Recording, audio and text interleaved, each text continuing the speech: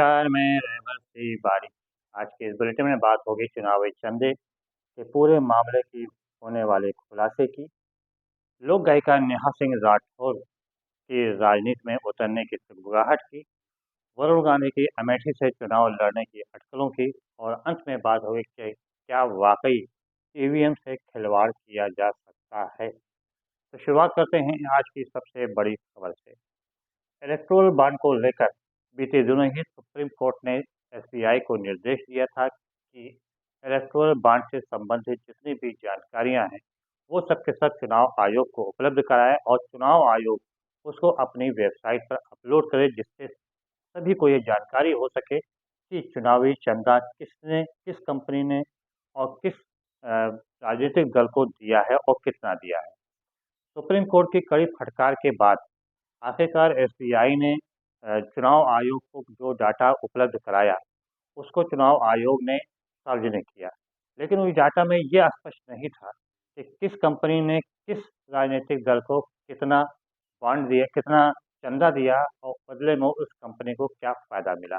इस बारे में कोई जानकारी नहीं थी। सिर्फ जानकारी इतनी थी कि किस पार्टी को कितना चंदा मिला है और किस कंपनी ने चंदा दिया है। ये नहीं स्पष्ट था कि किस राजनीतिक दल को चंदा दिया गया है। ऐसे में ये अटकलें लगाई जा रही थी कि फलां को चंदा दिया गया होगा। हालांकि कुछ राजनीतिक दलों जिसमें से डीएमके और एक दो पार्टियां और हैं जिन्होंने अब खुद ही सामने आकर अपने बारे में डिटेल दे दिया कि उन्हें कितना चंदा और किस कंपनी ने दिया है। लेकिन सबसे ज़्यादा चंदा जो मिला टोटल चंदे का जो सबसे ज़्यादा मिला वो था लगभग 43% चंदा वो भारतीय जनता पार्टी को मिला था। अब आज सुनवाई हुई सुप्रीम कोर्ट में। जब सुनवाई चली तो उसमें एसबीआई की तरफ से बचकाना दलील दिया गया कि हमको नहीं पता था कि आपके आदेश में ये भी है कि समुचित जानकारी दिया जाए, मतलब जो कोड है वो कोड भी दिया जाए। इस पर सीजीआई DY चंद्रचूड़ ने काफ़ी फटकार लगाई एसबीआई को और साथ ही साथ एसबीआई के वकील से भी कहा कि जब हमारा आदेश था कि संपूर्ण जानकारियां उपलब्ध कराई जाए चुनाव आयोग से, तो ऐसा क्यों नहीं किया गया। बहरहाल सुप्रीम कोर्ट ने सुप्रीम निर्देश देते हुए और एसबीआई को कड़ी फटकार लगाते हुए कहा कि 72 घंटे के अंदर सारी जानकारियां जो कोड है उस कोड को भी चुनाव आयोग को उपलब्ध कराया जाए और चुनाव आयोग को भी निर्देशित किया है कि उसको अपनी वेबसाइट पर अपलोड करें। ऐसा होते ही ये जानकारी स्पष्ट हो जाएगी कि किस कंपनी ने किस राजनीतिक दल को कब और कितना चंदा दिया है। ऐसा होने खुलासे के बाद भारतीय जनता पार्टी की परेशानियां आना लाजम है, क्योंकि सबसे ज़्यादा चंदा उसी को मिला है और विपक्षी दल जो है एक तरफ से फिर चारों तरफ से घेरने का प्रयास भी शुरू कर देंगे। बहरहाल अब इंतज़ार है एसबीआई के उस कोड को देने का जिस कोड से ये सारा खुलासा, जो कि दुनिया का अगर देखा जाए सबसे बड़ा चुनावी घोटाला है, वो सामने आ जाएगा सभी के। बात किया जाए लोक गायिका नेहा सिंह राठौर, यूपी में काबा जिससे प्रसिद्धि पाने वाली नेहा सिंह राठौर अब राजनीति में उतरने की तैयारी में है। सुगबुगाहट की है, अटकलों का दौर है कि शीघ्र ही वो किसी राजनीतिक दल, चाहे वो कांग्रेस पार्टी या आम आदमी पार्टी को ज्वाइन कर सकती हैं। और उन्होंने उन्होंने सीधे तौर पर कहा है कि वो उत्तर पूर्वी से मनोज तिवारी के खिलाफ चुनाव लड़ना चाहती हैं।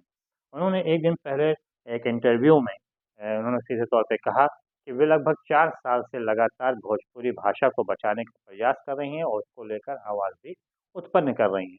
उन्होंने उम्मीद भी लगाई, ये कहा, इशारा भी किया कि वो उत्तर पूर्वी दिल्ली से चुनाव लड़ना चाहती हैं और वो मनोज तिवारी के विरोध में, इनके खिलाफ। बताते चलें आपको कि उत्तरी पूर्वी से भारतीय जनता पार्टी ने लोक गायक मनोज तिवारी को अपना प्रत्याशी बनाया है। अब नेहा सिंह राठौर उनको टक्कर देने के लिए राजनीतिक मैदान में उतरना चाहती हैं।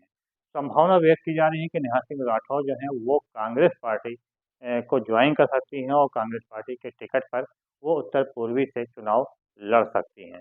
ऐसा होता है तो बहुत ही दिलचस्प लड़ाई देखने को मिलेगी उत्तर पूर्वी दिल्ली में, जहाँ पे दो लोग गायक और गायिका आमने-सामने होंगे।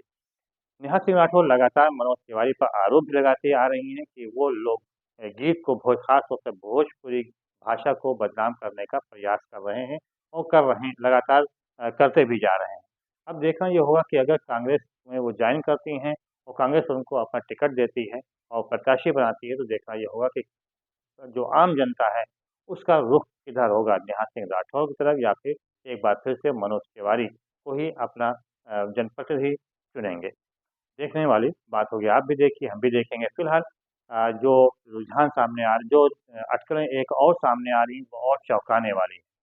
भारतीय जनता पार्टी की 2 लिस्ट सामने आ चुकी है, लेकिन उसमें वरुण गांधी का नाम अभी भी शामिल नहीं है।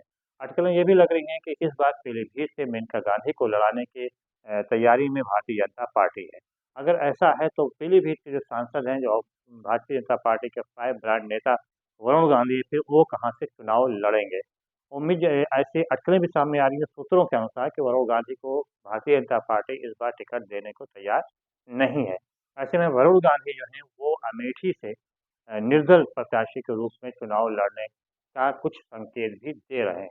अब देखना ये होगा कि जब वो अमेठी से चुनाव लड़ेंगे, तो उनको इंडिया गठबंधन ने पहले ही कह रखा है, चाहे वो अखिलेश यादव हों और चाहे वो कांग्रेस पार्टी हो, कि उनका कहना है कि अगर वरुण गांधी अमेठी से चुनाव लड़ते हैं, तो उनका वो समर्थन करेंगे। ऐसे में वरुण गांधी अप्रत्यक्ष रूप से इंडिया गठबंधन के साथ में आ जाएंगे और इसका बहुत ही ज़बरदस्त प्रभाव जो है वो यूपी की राजनीति पर पड़ने वाला है, क्योंकि वरुण गांधी यदि अमेठी से चुनाव लड़ते हैं तो स्मृति ईरानी को सीधा चैलेंज होगा और इसके साथ साथ इंडिया गठबंधन और मजबूत हो जाएगा।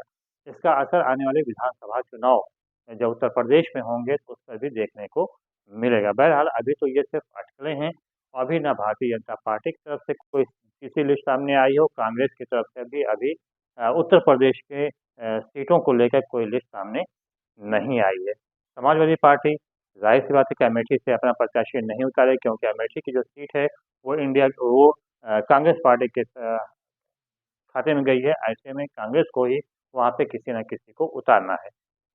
क्या राहुल गांधी एक बार फिर से अमेठी से चुनाव लड़ेंगे, या फिर जिस प्रकार की अटकलें हैं कि वरुण गांधी अमेठी से निर्दल प्रत्याशी के रूप में चुनाव लड़ने जा रहे हैं, तो ऐसे में इंडिया गठबंधन उनको अपना समर्थन देगी। बहरहाल ये तो आने वाला वक्त ही बताएगा। 2-3 दिन के अंदर सारी स्थितियां जो हैं स्पष्ट हो जाएंगी। अब अंत में बात किया जाए ईवीएम को लेकर। ईवीएम पर लगातार उंगलियां उठ रही हैं, जैसा कि एक दिन पहले मुंबई में जब इंडिया गठबंधन की महारैली हुई, उसमें पहली बार बहुत ही मुखर होकर राहुल गांधी ने ईवीएम के ऊपर तीखा प्रहार किया। उन्होंने सीधे तौर पे कहा कि बादशाह की जो जान है वो ईवीएम में छुपी है। ऐसे में ईवीएम को लेकर लगातार विपक्षी दल चुनाव आयोग पर सवालिया निशान भी खड़ा कर रहा है। कल जो ये भी कहा गया कि ये चुनाव आयोग से इस संबंध में समय मांगा गया और कहा गया कि वो ईवीएम को खोल कर दिखाएं कि क्या उससे पारदर्शिता के साथ चुनाव हो सकता है, लेकिन चुनाव आयोग ने उन्हें समय ही नहीं दिया। ऐसे में ज़ाहिर-सी बात है कि विपक्षियों का जो संदेह है और भी मजबूत होता जा रहा है। ऐसे में ईवीएम को लेकर जो लगातार बातें सामने आ रही हैं, उसमें सबसे बड़ी बात जो है सुप्रीम कोर्ट के वरिष्ठ अधिवक्ता महमूद पाचा, उन्होंने चैलेंज कर दिया है कि ईवीएम को हमारे पास लाए चुनाव आयोग, हम उसे हैक करके दिखाएँगे। उन्होंने ये भी कहा है कि अगर हिम्मत है चुनाव आयोग में तो उनके खिलाफ केस दर्ज करके दिखाए। इसके साथ ही दिग्विजय सिंह ने भी बीते दिनों ही एक डेमो ईवीएम को हैक करके दिखाया भी था। ऐसे में विपक्षी दल लगातार ईवीएम को लेकर सवालिया निशान खड़ा कर रहे हैं। अब ये मामला सुप्रीम कोर्ट में भी है। अब देखना ये होगा कि सुप्रीम कोर्ट में जब इस पर सुनवाई होगी तो ईवीएम को लेकर क्या फैसला सामने आता है। क्योंकि जिस तरह से इलेक्टोरल बॉन्ड को लेकर सुप्रीम कोर्ट काफ़ी सख्त नज़र आया है, उसको देखते हुए ऐसा लगता है कि ईवीएम को लेकर और साथ ही साथ जो 2 चुनाव आयुक्तों की नियुक्ति की गई है, उसको लेकर भी सख्ती दिखा सकता है। अगर ऐसा होगा, तो सबसे तगड़ा झटका अगर किसी को लगेगा, तो वो है भारतीय जनता पार्टी को। बहरहाल ये सब तो अभी अटकलें हैं, आने वाले समय में स्पष्ट हो सकेगा कि ऊँट किस करवट बैठता है। फिलहाल ज़ैबत तिवारी को दीजिए इजाज़त। बहुत-बहुत धन्यवाद। जय हिंद, जय भारत।